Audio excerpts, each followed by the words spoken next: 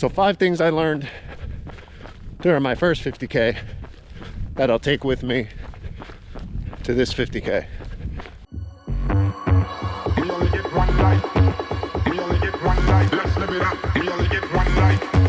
We only get one life like this. We only get one life. We only get one life like this.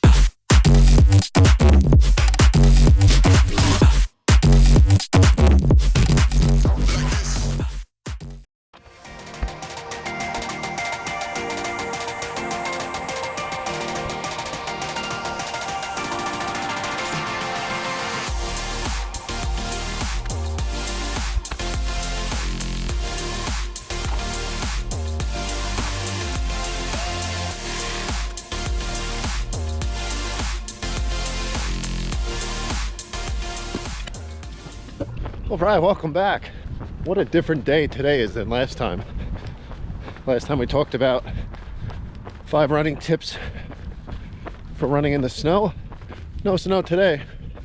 It's cold, but snow's all gone here in New York for now. We got 13.1 miles to get done today. Training for that 50K. About 75 days away. Getting into those longer blocks of training now. It's going to start to build up. So today I'm going to come up with 5 things I learned and that I'll take with me from my 50K last year to this one. We also got some new trail shoes.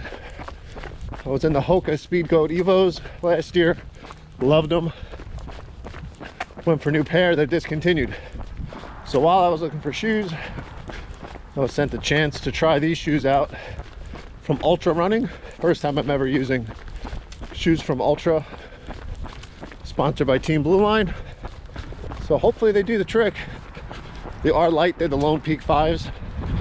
Unfortunately, when these arrived that week, the Lone Peak 6s came out. So to do a full review on these shoes would be kind of silly, but I'll give you my first impressions on them. I did 6 miles last week with them. So this will be my first true longer distance with them. We're just warming up on the path and then we'll hit the trail.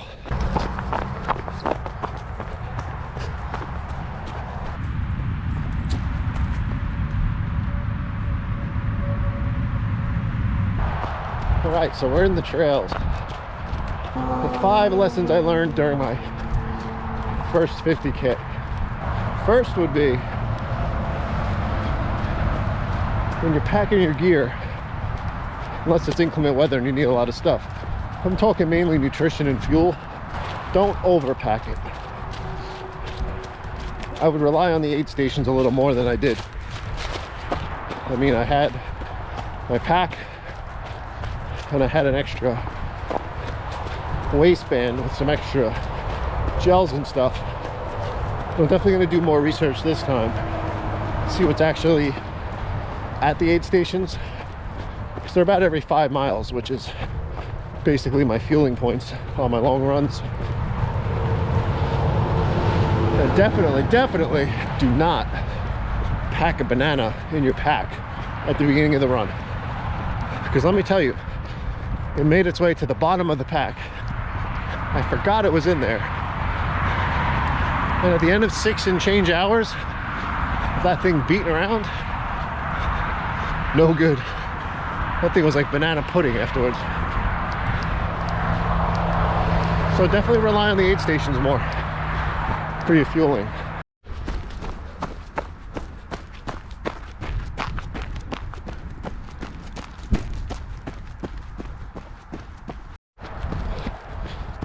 All right, number 2, while we're on the topic of aid stations, depending on your level and how you plan on running that race,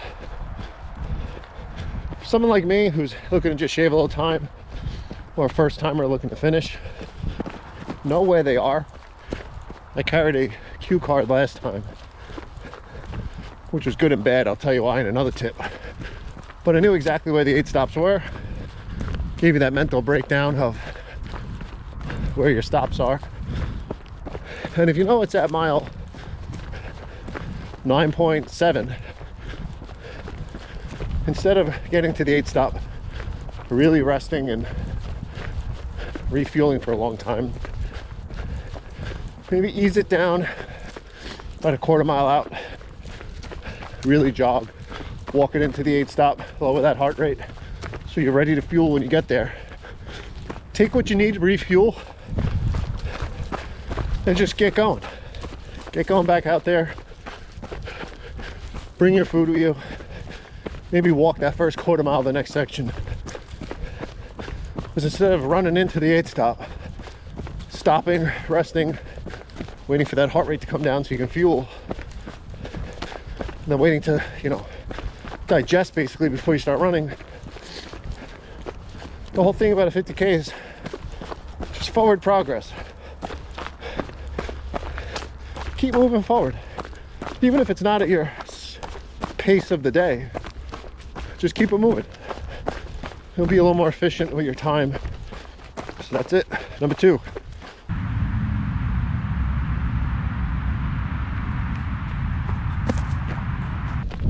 All right, so number 3. Remember I told you about those 8 stops, how to be prepared for them. Know where they are. Carry that little cue card on where they're going to be. But that's not really going to matter if you don't follow the course. If you're doing a 50K on a trail, chances are, especially if it's not a loop, like a 5-mile loop, this one's point to point. So you don't see anything twice. Find out how they mark the course. Since last year, it was pink ribbons through the whole course. You pass one, keep running, look for the next, stay on course. Myself, unfortunately, 2 people I was running with, around mile 12, we were getting in a zone, started to get kind of quiet, kind of, when you're efficient at running, just fall into that zone and just run, nice and easy. We were following a runner on the road portion from the race, and unfortunately we relied on following him and not looking at the markers. Lo and behold, about 3/4 mile into following him, so I've been on the roads for a while. So he went off course, which made us go off course, and the couple running behind us go off course. We wound up doing about 1.25 miles extra. So talk about throwing a monkey wrench in.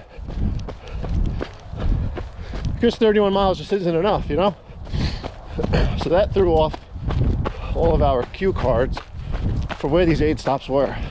Tip number 3, pay attention to the course, especially in a long point-to-point trail run. You don't want to go off course.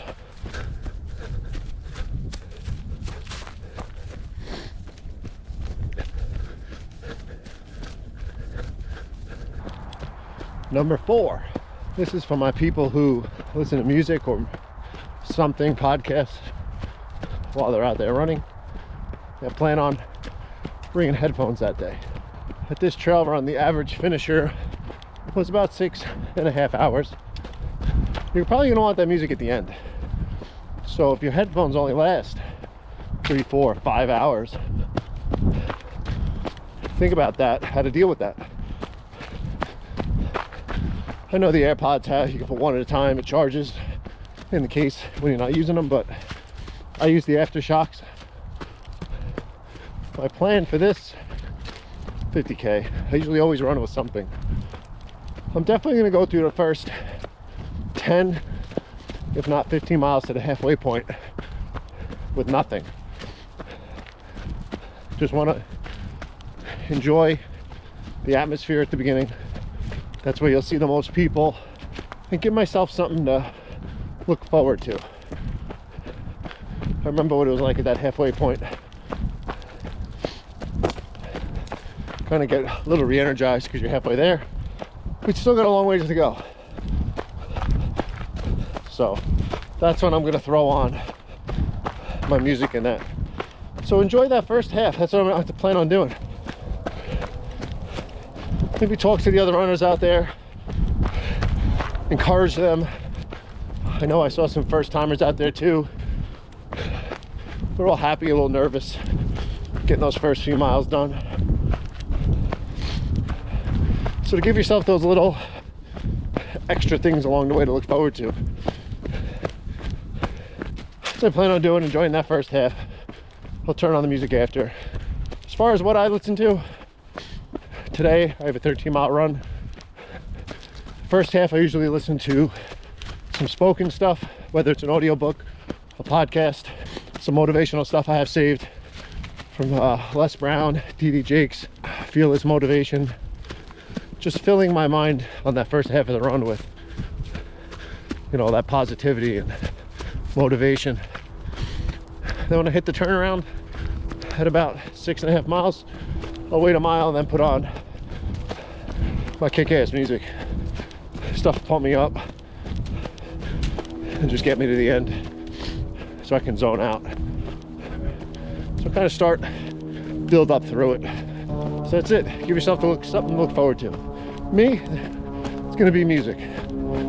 I'll wait till I hit that certain point where I need to dig in deep. I'd rather that than hear low battery with 4 miles left when I'm hitting the hurt locker. All right, we're gonna wrap up with tip number 5. Not so much related to the race itself, but leading up to the race. If you're not an avid trail runner, this is something you've recently gotten into, and this distance, I learned a lesson back in 2 years ago, beginning of 2020. We were supposed to do this 50K race. I started doing a lot more trail running, and I was still newer to running, still getting faster through the months and the years. But I can just jump in the trails and crush it, run the same paces. What that led to was some overuse injury because I wasn't doing the proper strength training. I was running too fast. Wound up with IT band syndrome. Thankfully the 50K was canceled because of COVID that year. It was pushed to 2021, where my training was a lot different. All your runs do not need to be on trails. Actually, majority of them don't, depending what kind of trail the course is. And a lot of it is going to be easy, slow miles. Slow, I mean, I'm talking to you right now. I've been talking to you. That's a zone where you should be able to sustain that pace for a long time. So when I tell the 2 athletes I'm coaching for that 50K right now to slow down, I mean this. No, we've calculated your zones, we've done the science part of it, I've told you what numbers to be at, but this is easy to me. It's tough when you're by yourself because you don't talk, but at least when you run with somebody and you're talking, it's easy to judge that talking pace. But I'm gonna tell you, slow down during your longer running, especially in the trails. Slow down. It's about building that aerobic capacity. And I can make a whole other video about low heart rate zone training and how it's beneficial for you as an endurance athlete, but in sum and substance, slow it down.